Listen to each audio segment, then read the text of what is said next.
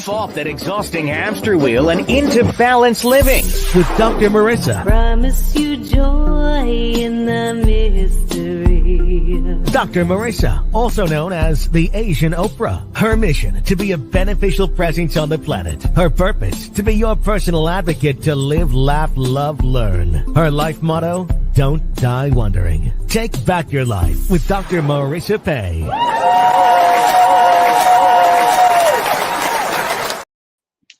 And welcome. You're tuned in to Take My Advice. I'm not using it. Get balanced with Dr. Marissa, the morning show here on KCAA, NBC News, CNBC News, and NBC Sports Radio station AM 1050, FM 106.5, and streaming everywhere. iHeartRadio, Spotify, Stitcher, iTunes, TuneIn, Audible, Amazon Music, Tiki Live, Rumble, Podchaser, Streaker, Spreaker, and more. Why so many places? Because I want to maximize my splatter zone for more hope and happiness, so there's no gossip here, no scandal, and no K words, no Kanye talk, formerly or now, because I want you to focus on your own reality show and how you can be happy 88% of the time. So there's no gossip, no scandal, and you're not going to hear anything that is on the news right now. I do this on purpose because there's plenty of places to tune in where you can hear all of that almost always negative stuff. So if it bleeds, it leads, and it seems to be a producer's purpose or job to find something that is going to make you go, oh, what's wrong with people? Or I can't believe that, or the world's going to hell in a handbasket. So instead, here we talk about real things in your life or in your family's life that might be getting in the way of your happiness and claiming your birthright to happiness. So I have topics and guests and co-hosts to that end. And today is no exception. It is Hashtag Tuesday Talent. It's my special series where I highlight people who have expertise in different areas so that we can get not just rhetoric, but some empirically based information about things that are affecting your life. And today is no exception. He is he's a special expert today because he not only is a psychologist who is very accomplished, he's also very close to my Friday co-host, who is, y'all know, Ricky Rebel, the Hollywood Rebel Report. And he's been sponsoring that series, and we're just delighted that he does that. But when I found out his background, I was like, Ricky, you got to bring him on the show, and so we can learn. And it went so well, and I probably got like a ticker high on the views on that particular show. So I didn't tell Ricky that, but I said I want to have him back on my Tuesday Talent series instead of Ricky's. So thank you for coming here. He's got a doctorate in psychology. He actually completed his BA at the University of Missouri. He's worked for nonprofits, treatment centered, been a number of startups in the past 10 years.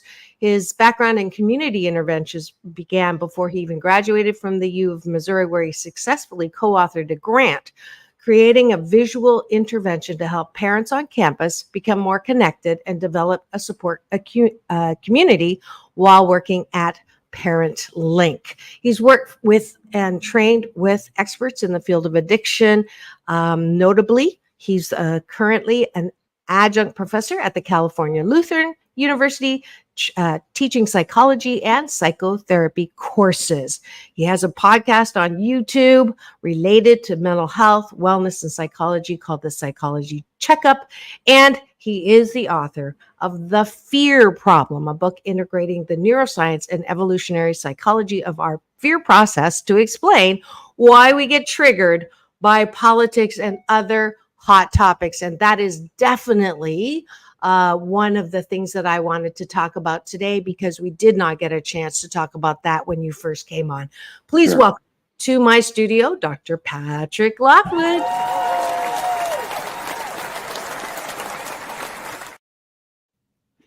All right. That's quite a bit of you, very accomplished. And I don't know if I asked you this question. I love to ask my guests, when you were like 5 or 6, did you know that this was going to be your path? Yeah, I had no clue. I think as a kid, my first inclination was to go outside and look for neat looking rocks. So I was always fascinated by life and how things work and how things are put together and taken apart. I took apart appliances and things like that. And I was just kind of a curious person by temperament. And so I kind of figured I'd be doing something a little more. Like currently, I'm a full time professor, not an adjunct. And Oh, I just knew I would have some role to play in the science technology world in some way, shape, or form. mhm. But I didn't really have an understanding of what it would look like because I just knew I was curious, and so I just kind of allowed myself to follow my curiosity wherever it went, and that's what I try to do today, to the extent possible. Fantastic. I forgot we usually start with breakfast and we'll do a quick one because there's a lot that I want to ask you. But I Sure. start every show with what are you grateful for? Taking a Mm. bite of my gratitude sandwich. Top of the bun is gratitude for things outside of ourselves. Bottom Uh, of the bun is gratitude or appreciation for things about ourselves. So one thing that you're grateful for, as specific as possible on the top, and then one thing that we're modeling for you before you go to bed is that you like about yourself, so you're not shitting on yourself when you go to bed or thinking about who done me wrong, which mm, will definitely lead you to not a good night's sleep. So yeah. I'll start. I am grateful that I got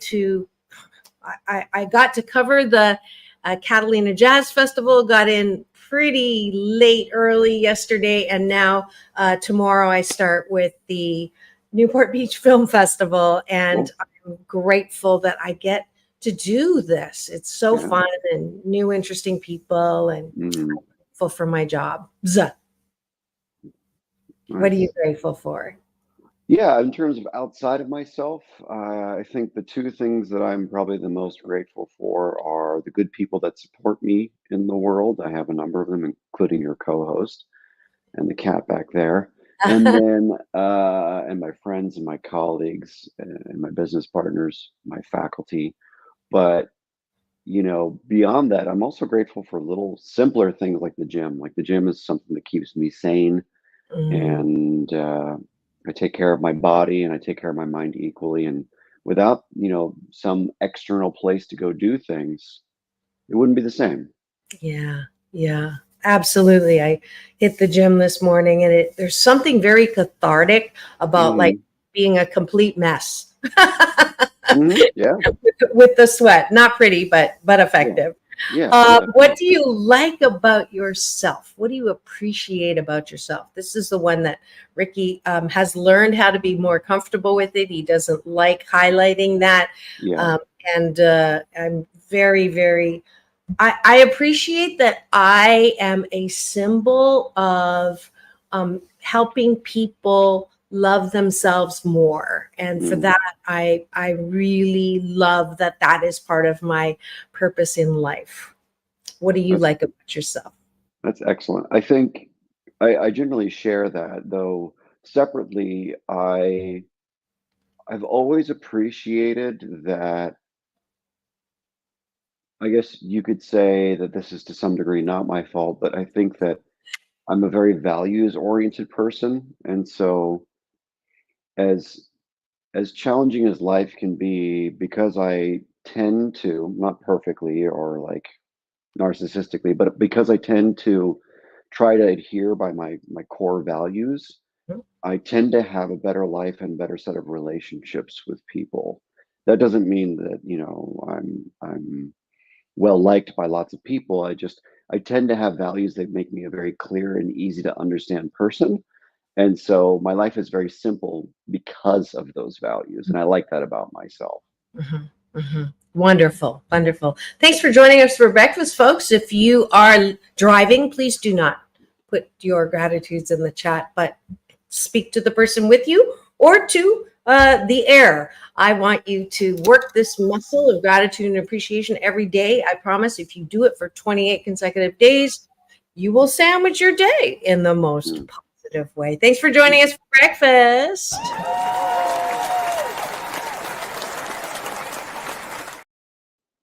And now, without further ado, let's talk about addiction. We started this conversation, it was a few months ago, I want to say, like in August, I think, about the different classifications of addiction. Those of you who missed that show, you can get it on my YouTube TV channel, free subscribe, that you can listen to that. So I don't want to recover that because I want to take it to a different level, which is what is helpful as family members, as friends, when you see someone who looks like they are going down that rabbit hole. Is there anything that people can do in the early stages that actually works? Or is it true that people who are susceptible to addiction, that's another question, is there a genetic predisposition to addiction? Is it really like, no one can make anyone else sober or drug free unless that person wants to? So that was like 5 questions. As usual, sorry, but take me to understand and help all y'all, myself included, understand addiction a little better so we don't just like shake our heads or, lecture. Sure. Yeah, I definitely would agree that shaking your head and lecturing is not going to get you very far with someone. It doesn't seem to work at all. And so I think I can offer a couple of different things that hopefully are helpful. I don't know. And if they are, great. So just to be clear, when people use the word addiction, they often mean multiple things at once. And, as a professor, I want to make sure we're clear about the specific meaning of that word, right? So Yes, please. last time when we were speaking, we talked about, the Diagnostic and Statistical Manual of Mental Disorders, the 5th edition text revision came out in 2022. And essentially the criteria for a substance use disorder, which is not the same thing as addiction, right? There's 3 different severity levels of a substance use disorder: mild, moderate, and severe. And each of those 3 different severity levels requires different kinds of treatment, right? And so not everyone that has a drug problem has an addiction. In fact, most people are not what we would call colloquially drug addicts. And that's a very, very rare group of people. In fact, something like 70% of people with a substance use disorder are mild or moderate, which means they never need rehab, they never need AA, things like that. So the vast majority of people with a substance use disorder just need outpatient therapy, or they need to have some candid conversations to have a new relationship with their drug use so that they can have a more adaptive relationship to the drug use. But then that other 30%, the kind of the moderate severe folks, may or may not be drug addicts by definition. And usually they would benefit from more advanced psychiatric and psychological help. And the top like 5% of people we diagnose as severe substance use disorder patients are what we call drug addicts, the people who probably should be in AA, probably should be sober and abstinent, et cetera, et cetera. So we're talking about, maybe like 10 to 15 million people. We're not talking about the tens of millions of people that have a drug problem in the country. Something like, I think the National Institute of Drug Abuse and SAMHSA, the Substance Abuse and Mental Health Services Administration, say that currently right now we have about 42 million people with a drug problem. But people that we call drug addicts are probably only 1 to 2 million, maybe 5 million of that 45 million people, roughly speaking. So it's a small subset. It's a very, very small subset that I deal with specifically. And so the people that have them, go ahead. Sorry, I just want to just pause for a second because I think this is something I missed the first time, or the gravity of what you just said. Yeah, it's mind blowing in a way, because if you tune into normal news, right, it sounds like there are way more drug addicts in that definition than what you're saying there actually are. yeah. And that derogatory term is what you're saying is what, 3%? Maybe. maybe, maybe, Maybe, maybe less, right? probably. So the vast majority, my daughters are going to use this against me now. So people who, let's say, smoke pot every day, Uh-huh. would you say that they are addicted to that substance? It depends, Okay. right?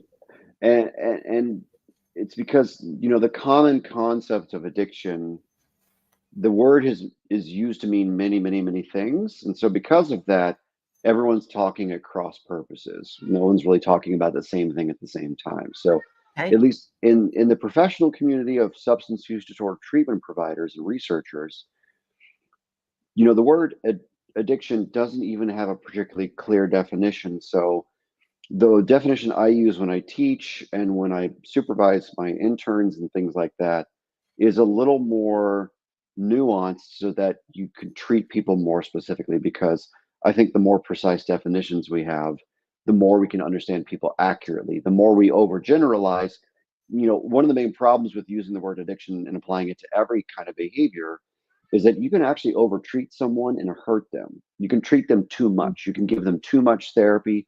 You can give them the wrong kinds of clinical tools, and that will actually hurt them and make them sicker. Mm, And so it's really, really important from my perspective, from the point of view of ethics, to never encourage people to see themselves as sicker than they actually are.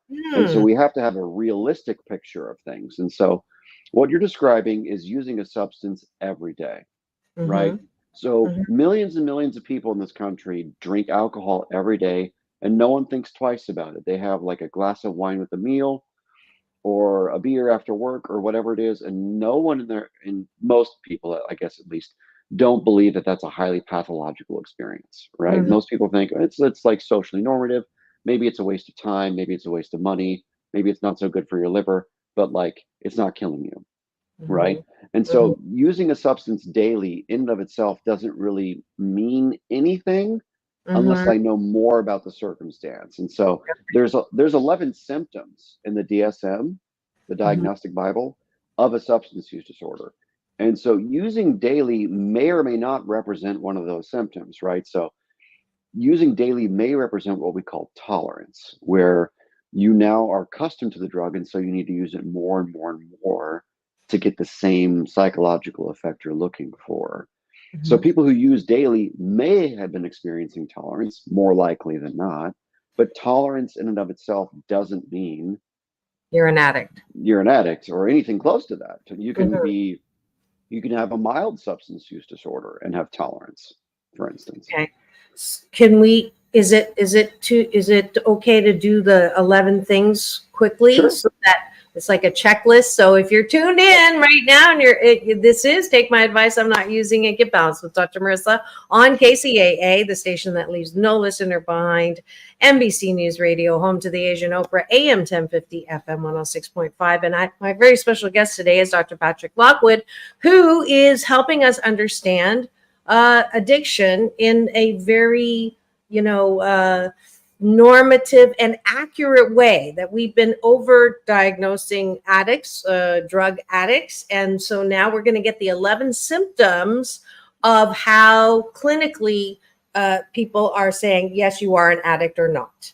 Is that about Uh, accurate? Or if you have substance abuse, because I a, know that a, those things are different. yeah, a substance use disorder is a general label for different severities of a Right. problem, right? And so it's the number of symptoms that you meet in a year period that qualifies Okay. for a different type of substance use disorder. So a mild substance use disorder means you have 2 to 3 symptoms in a year, and a moderate severity substance use disorder is 4 to 5 symptoms in a year, and then a severe substance use disorder is 6 or more symptoms in a And year. that's the one you're calling addiction. Not True. necessarily. Some Oh, people have a severe substance use disorder and are not addicts. And I'm telling you that the top maybe 5% of people we diagnose as severe, that top 5% of the 10% are the people we call drug addicts. okay. So it's Yeah, even less than that whole category. Okay, I'm getting it. correct. qualification. Edith is looking forward to the checklist. So Yeah. here we go. Yeah. Thanks for So joining, Edith. the classic criteria includes symptoms. There's 11 of them. First one's usually using more of the drug for longer periods of time than you originally intended to use, or in larger amounts than you originally intended to use. So larger amounts or longer periods of time. It's like, I'm going to go out and have a drink with my friends for an hour and I'll be home. But an hour turns into two, and then two turns into three, and three turns into four, right? Okay. Another criteria is the person consistently is trying to cut down or stop their substance use and is failing consistently. So consistent or persistent efforts to decrease their use or stop their use altogether that they fail to do. Mm-hmm. Mm-hmm. A third criteria is intense cravings or urges to use drugs. Mm-hmm. And I'm going to personalize this. I'm like Edith. I'm going through the list, going, okay. So the first one, I only intended to go out and have one single malt scotch, and I ended up having 5. So that would be a qualification. The second one is I promised myself that today I'm not going to have anything to drink, and then I end up having a drink. Okay. Yep. 3. Go ahead. Is cravings, right? So you have a strong Okay. urge that's abnormal to you to use the substance that has no relationship to anything habitual in your life. Okay. Right. So, like, I can't wait for the end of the day so that I can have my glass of wine or my single malt. Exactly. Most That's people are great. not in the I can't wait category of drug use, Okay. right? Okay.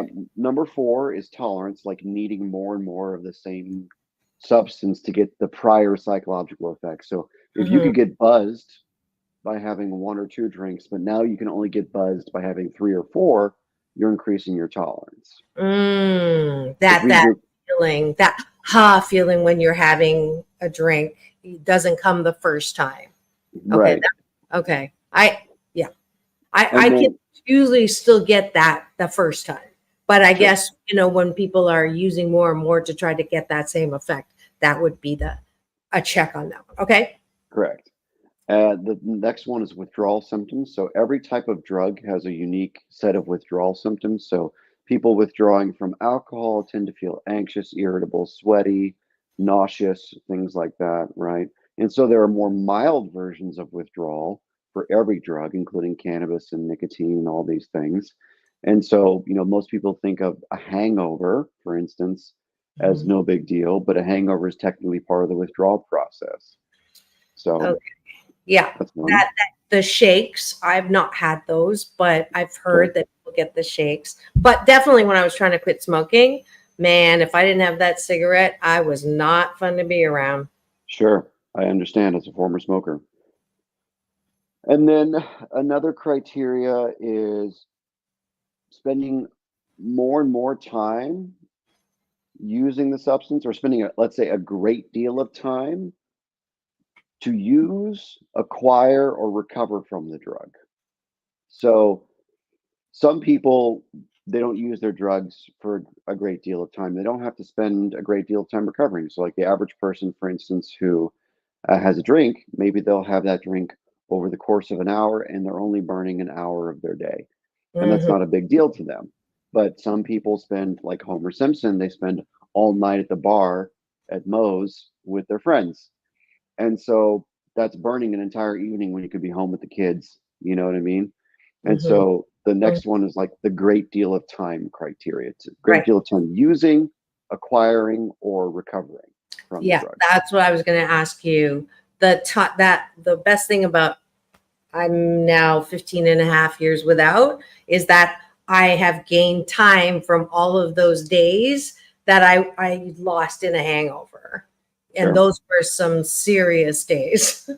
Sure. Yeah. And a lot of people that have a more mild or moderate substance use disorder aren't quite fully aware of the ways in which their drug use are causing a bunch of hangover kinds of symptoms or Mm, making it hard to actually function throughout their day. And that's, something they have to actually talk to a clinician about, I think, if it's more right. mild or moderate. Another criteria is using despite failure to fulfill one of your typical roles in life. So Some people are parents, some people are doctors and lawyers, teachers or students, or they're members of a religious community. You have these various roles that you play in life: son, Yes. daughter, husband, wife, whatever you are. And so if your substance use is consistently occurring and making it hard for you to do these roles in your life Mm, effectively, because everyone wants to be a good parent, everyone wants to be a good spouse, everyone wants to mhm, be a good boyfriend, girlfriend, everyone wants to be a good professor, doctor, mhm, friend, mhm. part of a religious community. Like, whatever your role is, most people want to do their best because these roles are meaningful to them. And so Right, when you're consistently using drugs that's causing you to not fulfill your role right, or right. whatever the roles are, that's a symptom. Okay. So um, I know some people who are taking every day and they have to. I mean, it's their way, like, to relax. They Hmm. just like it. They want to do it. And now that it's legalized, Hmm. and, using the little thing that they suck through. Um, Hmm. and they keep pointing out to me that they're not becoming the stereotype stoner of the Okay. past, and being acting or appearing silly or stupid. Sorry, that's the only way I can say it. That's the sort of the stereotype, and they're not Sure. that way. They've got great jobs, they do that. Uh-huh. So for them, they don't fall, they're okay, right? Is that an example of? Well, it depends, right? Because if they're able to fulfill their roles, and the thing about these criteria is they're all subjective to the person, Mm, right? So, like, I know what it means to me to be the best possible professor, right? So, right. if I'm drinking or using cannabis to the point that I'm not getting my lectures prepared on time, or I'm not grading papers in a timely manner, or whatever it is that is my standard, right? My personal standard Mm, for being this person mhm. and this role, then that's the problem. But some people, irrespective of their drug use, are less interested in being excellent, right? Some people are not as conscientious by nature, so they just don't care as much, right? And that's not necessarily a bad thing. That's just how they're built, right? Because trait conscientiousness is more temperamental than it is like cultural. So, it's not just, you know, if they're capable of being a genius, are they being a genius? Because some people just don't care. And that has something to do with how you're built.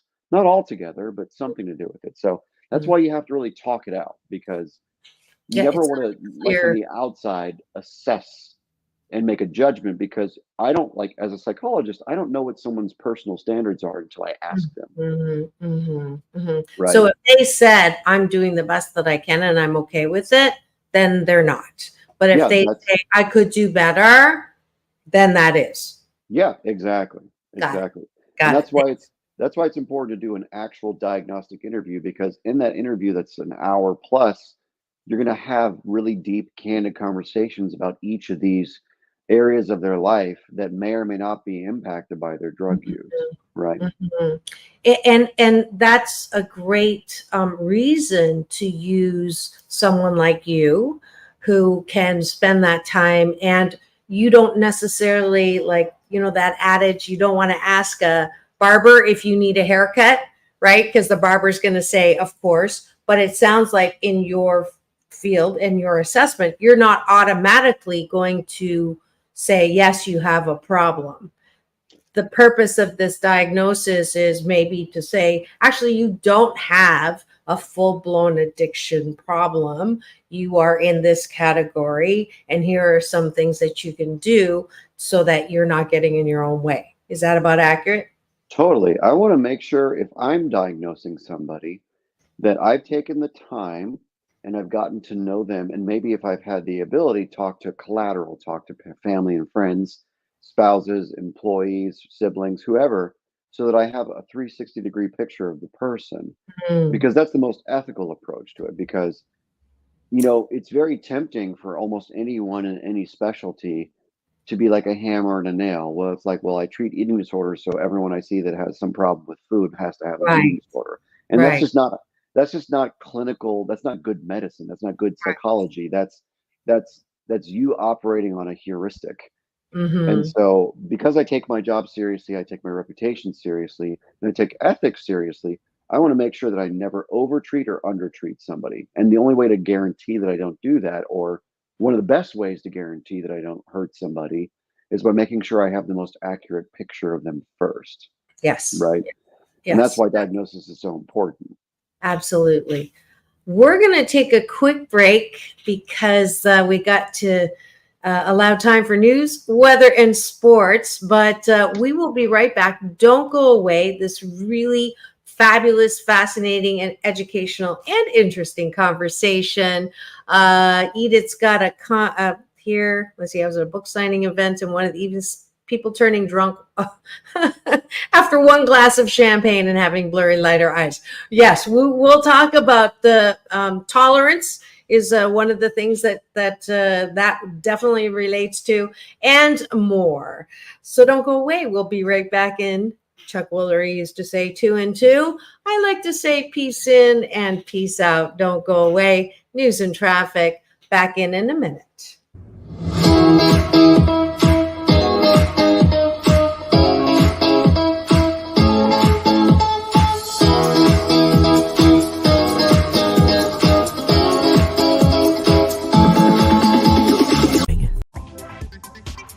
Are you living in fear? Have technology and culture hijacked our minds and lives? Yes, fear is a natural biological response with plenty of evolutionary benefits. But has it gone too far? Find the answer to that question in the riveting book by Dr. Patrick Lockwood, The Fear Problem, available at Amazon and Mascot Books. So get your copy today.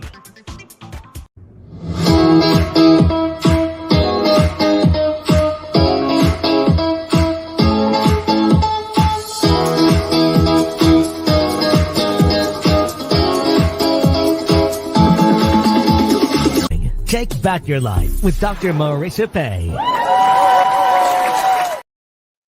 And welcome back. You're tuned in to Take My Advice. I'm not using it. Get balanced with Dr. Marissa, the morning show here on KCAA, NBC News Radio, home to the Asian Oprah, AM 1050, FM 106.5, the station that leaves no listener behind, and also broadcasting on all major platforms, including Show Central, my YouTube TV channel, now 650 consecutive weeks of shows.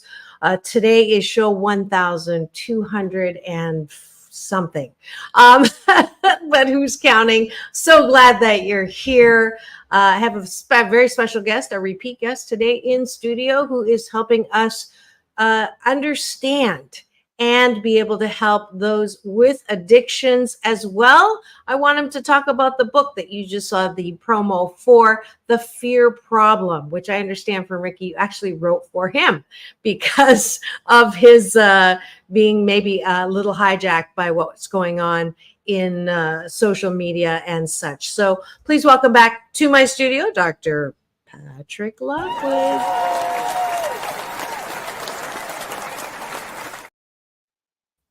All right, let's finish that list. I think we were on 6 or 7. These are the criteria to ask yourself, at least to start to ask the question, am I do I have is this the not the mild, this is the moderate, heavy checklist, right? So, yeah, it's called a substance use disorder. That's the technical term. And so there's different severities based upon the number of symptoms that you meet. And so we don't use the word addiction in professional settings other than in a colloquial way. Got it. And so I think we did 7. The next one is using substances despite relationship problems that are either caused by your drug use or worsened by your drug use. So if your relationship's already terrible, and you're drinking to cope with it, and the drinking is making it worse, that qualifies. Or for instance, if your relationship is generally okay, but all of a sudden you start drinking more, and now the person you're dating is like, "Why are you drinking so much?" That qualifies, right? Uh-huh. It reminds me of a movie that Brad Pitt was in, and he knew he was going to lose his wife and children, job, and he still had a drink. He knew it, but he still did it. That to me qualifies, I think, in this category. It can, yeah, definitely. Yeah. The next one is giving up or significantly reducing important social or recreational activities. So, a lot of people, for instance, have a relationship with the gym or sports or hobbies or whatever it is. And as a result of their substance use, they do less and less and less of those hobbies so that they can smoke weed, use drugs, whatever it is. Got it. The next one, which is probably one of the more tricky ones, is using drugs in dangerous situations. Mm, And so, for the most part, people think of like drinking and driving or, overdosing in a risky situation or being dehydrated at a rave and having a seizure or something or a heart attack, which are all rare situations, comparatively speaking. The mhm. more common situation with alcohol, where people meet criteria, is they drink a bunch and then they fall and they break their head open. Most people that die from alcohol do not die from alcohol poisoning or car accidents. Most people die because they fall and they break their neck or they crack their head open. Wow, I didn't know that. So walking and drinking is one of the most dangerous things you can do, believe it or not. Okay. Yeah, WWD, walking while drinking. Okay. yeah. Yeah. It's one of those things that I learned that about 5, 10 years ago, and it shocked me. And it's That it's is a shocking me. yeah, it's a true statistic in every state in the USA. Yep, Wow. And yep. that hasn't changed. It hasn't changed in years. Interesting.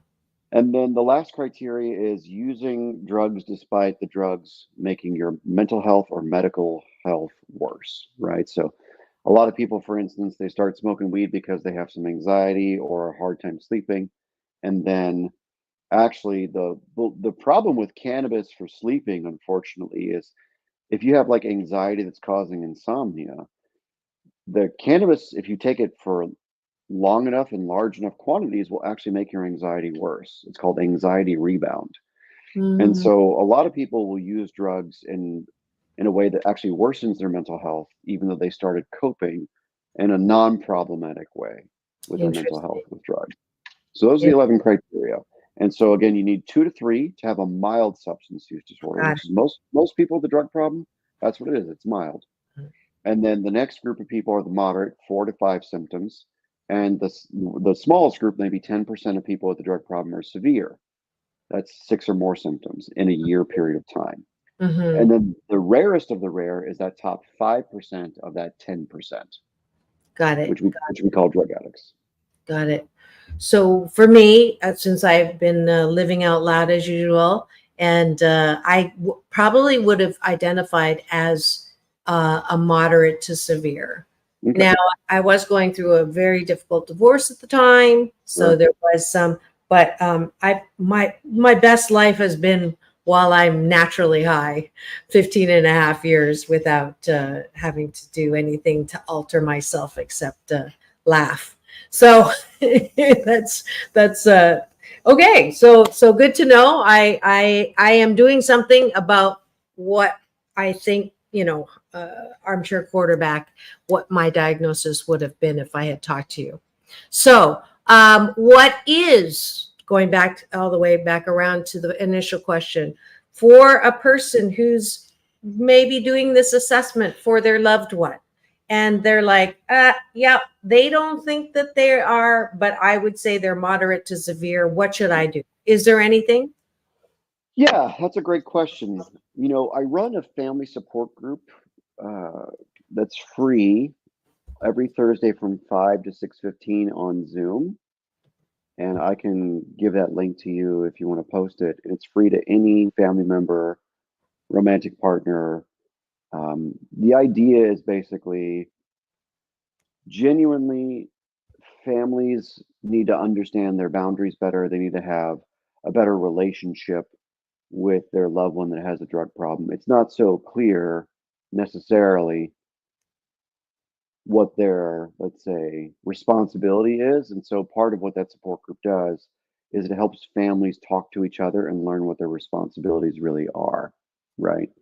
Mm-hmm. So there's lots of support groups you can go to. There's mine, which is free. There are like organized support groups like Al-Anon and ACA and CODA that you can go to, where you can get feedback and advice and wisdom from other people who've been there, done that. I think the other challenge that I think is hard for families is they don't quite understand what their role is in the relationship. And Mm-hmm. so the one thing that I always encourage family to consider is what they believe they're supposed to do with their family member, right? And so a lot of people really, really want to help, and they have very skewed notions of what it means to help, right? And so there's this classic Al Anon question that I always encourage family members to ask themselves. Am I their doctor, their lawyer, their psychologist, their sponsor in AA, their psychiatrist, their caseworker? Like, what am I? Mm. Because once you do that mental trick of going through the list of things you could see yourself as being, and you eliminate most of them, hopefully, then Mm-hmm. you just realize, oh, well, I'm just a husband. I'm just a friend. I'm just whatever it is. And it Mm-hmm. tricks you into realizing what you actually are. Because when people are in intense fear, back to my book, Mm-hmm. they genuinely believe that they have to go above and beyond and do a bunch of things that's not their job, right? Right, right, You're not right. you're not an interventionist, you're not a doctor, you're not a lawyer, you're not an ER technician, you're not a nurse, Mm-hmm. you're not their sponsor in AA if they're going to AA. Your job is be mom, be dad, be husband, be wife, be friend, be coworker. And so what would a normal coworker do in this situation? Not what would a doctor do in this situation, Got right? it. People feel excessive pressure to say the perfect thing, do the perfect thing, and act as a different kind of person, as a Mm-hmm. different kind of professional, when that's not your job. Your job is just to be a regular person in most cases, which means you have to have regular person boundaries, right? And so figuring out what that is kind of unique to the situation. But I always want people to be clear that they don't have to do more than they're actually capable of, because Mm-hmm. that's not fair to you and it sets up a bad precedent. Got it. Got it. So, like, I care about you. It's important that you are functioning in a way that's part of our team. If you're a coworker or part of this family, if you're a family member, and I think you need some help. And so that Yeah, might be the extent of it, right? You that don't have that to bend over backwards or limit their whatever and all of yeah, that. yeah. Yeah. I think one framework I always offer to people is the concept of negotiation, right? Every good relationship is built on a series of negotiations, just like business deals are, right? So when you and I were talking before this podcast, we were trying to negotiate what time, what day. And so you said what your availability was, I said what my availability was. And it wasn't super easy because I'm super busy, and I apologize for that. It's just that's life, right? And so we have to meet each other where we're at, right? And so we had to negotiate, right? Yeah. And that's ordinary. That's normal to negotiate. And so you still have the right to negotiate, even if your loved one is sick with bipolar disorder or PTSD or schizophrenia or a substance use disorder. They're still people, which means they still have the right to negotiate with you, and you have the right to negotiate with them, Mm, right? So it's mm, like, listen, I love you, and to be able to love you appropriately, to have a full relationship with you, your substance use is in the way of that, right? And so for me to get what I need from the relationship, this relationship has to be different. Now, you don't have to change because it's your right to do whatever you want to do. And mm. so if you do value this relationship, right, with drugs the way that you value it currently, That's okay. That's your right, not mine. I can't tell you what to do. What I can tell you is the version of you that drinks this much or smokes this much or whatever it is not fulfilling in a way that the version of you that didn't is. And so we have to reconsider and renegotiate our relationship. And it's not coercive, it's not mean, it's not threatening, it's not grandiose. It's just, listen, I feel the most in love and alive with you when you're not wasted all day, which is Beautifully different, said. which is very different than like, I can't believe you're drinking. What's wrong with you? Why don't you love me? That's all blaming and shaming. And blaming and shaming gets you nowhere. Right, right, right. Wow. I like that. I'm going to cut that piece as great communication guidelines. Let's go to the book before we Okay. run out of time. Yeah. The Fear Problem: How Yeah. Technology and Culture Have Hijacked Our Minds and Lives. Uh-huh. I write it. What is the premise, and how is it helping people? Well, I wrote it because I noticed something. So I wrote this book starting in 2014 and 2015. And what I noticed was, both in graduate school and before that, in my undergrad, back in the early 2000s, that the culture seemed to be shifting, in my opinion. Right now, I come from southern Missouri and central Missouri, so it's not exactly a representative piece of the United States or the world, let alone that. But what Mhm. I noticed was, as I started to participate in like social media platforms like Twitter, and I think I was on Facebook once upon a time, a long time ago. I just saw that there were a lot of people that were very polarized and very nasty to each other. And I was wondering, as I was finishing my doctorate degree, why are people so nasty? Like, what drives that tendency, right? Because I imagine that there are multiple things that cause us to act and feel. It's not just trauma, it's not just culture, it's not just shame. It's usually multiple things, right? Because we're complicated. And that's why it's so hard for people to heal and get better, because we're complicated, right? If we were simple, this would be super easy. Take a pill, Right. learn a coping skill, and be done, right? But because we're complicated, we have complicated emotional lives and family histories, and we have different cultures, and cultures are mixing with each other, and all these things. It's very messy to be a person, and to be honest about what it means to be a person. So I wanted to dig into that mess and what is happening in that mess that makes us so reactive about things that should be, I think, in my opinion, neutral, right? Like, homeless people should not be a left or right thing, or addiction should not be a left or right thing. It's a medical problem. Your politics shouldn't matter whatsoever. Or, um, how to fund healthcare or whatever. Like, almost all these topics are abundantly, clearly Bipartisan. neutral things. Yeah, bipartisan, neutral, whatever word you like. And what's funny is we now have a bunch of polling groups, everything from like nationally recognized polling groups like the Pew Research Center, or more minor, like niche polling groups that show you that most people in this country are pretty much 70 to 80% unified on like contentious issues like abortion and addiction and all these things. There's no one who thinks, oh, those drug addicts, just send them on the street, who cares? Most people are like, yeah, let's figure out how to treat them so they're not recurring and relapsing. Everyone agrees, right? And so I didn't understand how almost everyone agrees, but we treat each other in such a hostile and disgusting way. And so Mm. that's what I was curious about, and that's what kind of made me write the book. And what I figured out in the process of researching everything is that probably one of the most hijackable, like a system in your mind that can be so easily hijacked and co-opted by people and algorithms and institutions and things like that, is your natural fear response. That's Mm. what I figured out.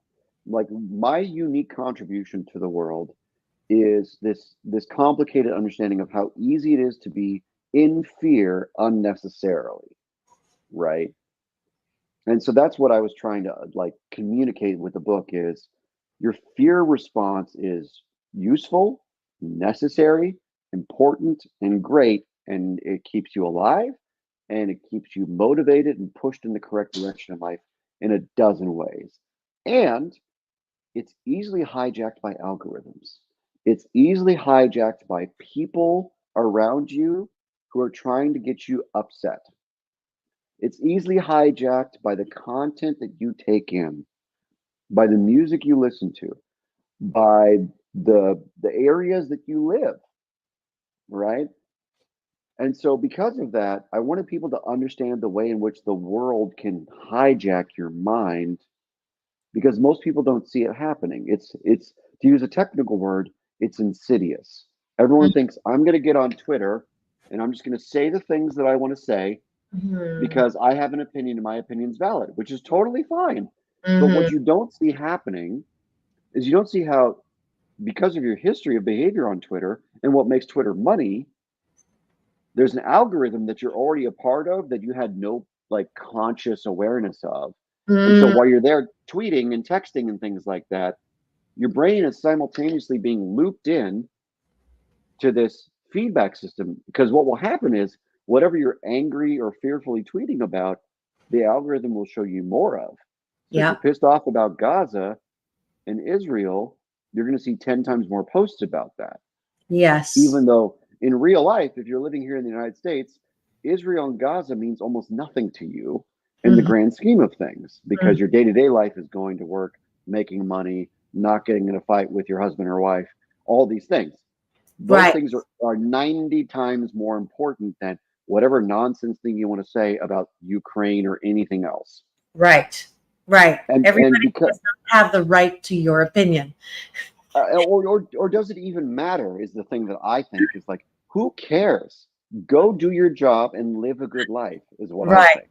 I Right. think take the best possible care of the people around you, take the best possible care of yourself, and you'll have an excellent life and maybe even help the world, which is what I've tried to do.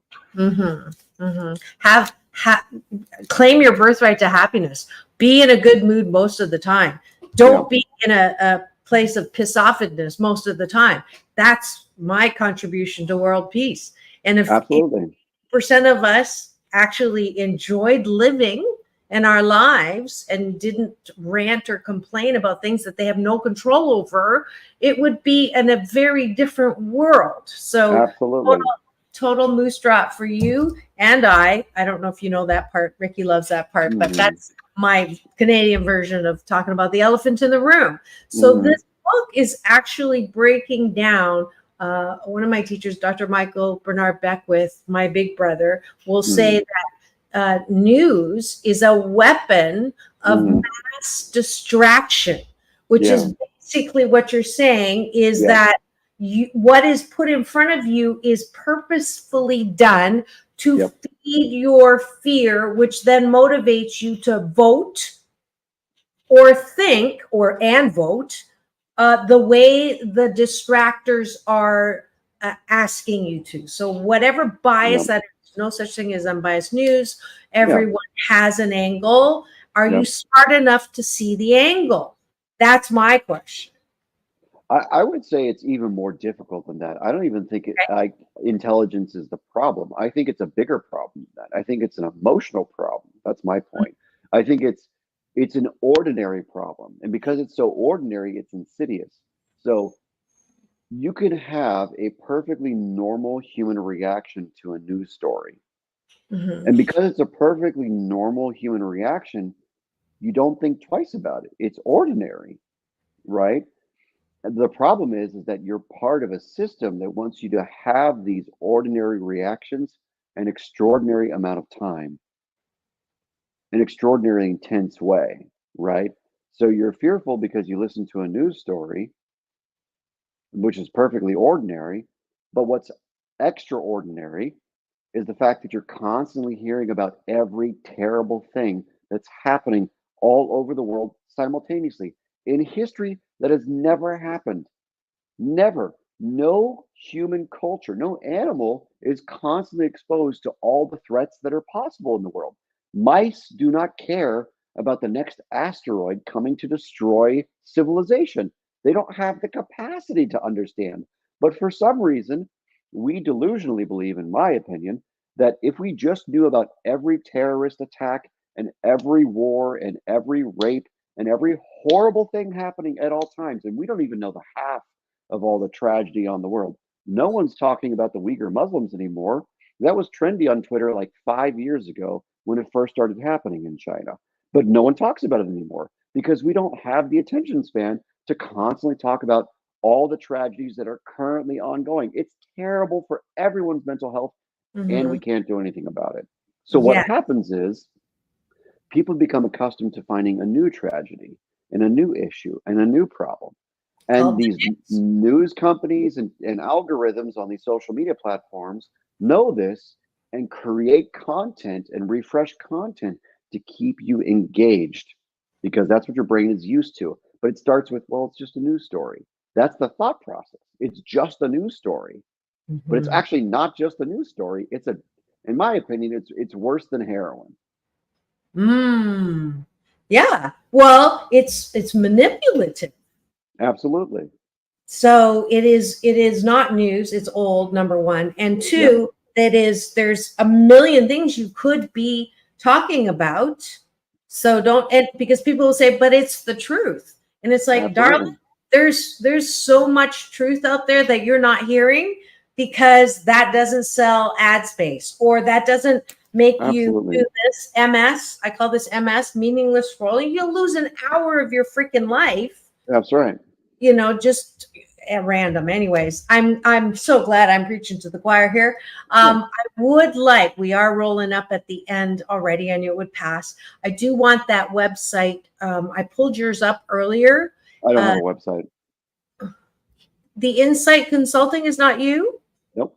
I'm so sorry. It All right. said Dr. Patrick Lockwood. No, it's okay.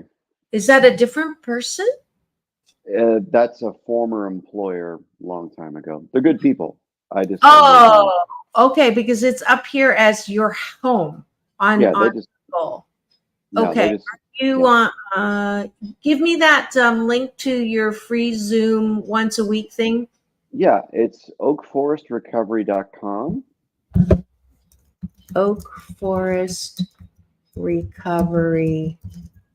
Oakforestrecovery.com. And Well, if you go under community, there's a I family page. got it. Well, I'm glad we clarified that because I just gave the other group a little bit of promo by accident. That's okay. They're good people. They do good work. So Okay, good. I'm 0% upset. They're good. I love Sean. He's a good guy. Awesome. So if you go to get connected at the top, Mm-hmm. and then it says family education and family support group. That's the link. Which one? The bonfire meeting? The support group, family The support group. support group? Okay, perfect. So anyone who has a loved one with a drug problem and you need some extra support, every Thursday from 5 to 6:15, it's a free group. It's open to everyone, whether or not you are a patient at Oak Forest or alumni, or we have people from all over the world who've come. So it's just a free place to get some TLC. There you are. Yay. Here we go. It's on the first tab, Oak Forest Family Education Night, every Thursday at 5, Zoom meeting. Enter your information here to receive the link. Why not use wonderful free resources? And You bet. it's a bit more about my fabulous guest today. Thank you so much for all of this information, for the Sure. accurate and encouraging. It's always great to have you. You're my new staff psychologist for the show. Great. Love that. Thank you so much. It's all about balance, folks. I do this at the end of every show. Peace in, peace out. World peace through inner peace. Thank you, Dr. Patrick Lockwood. Now go and have the best day ever. We'll see you tomorrow. It's Doctors in the House.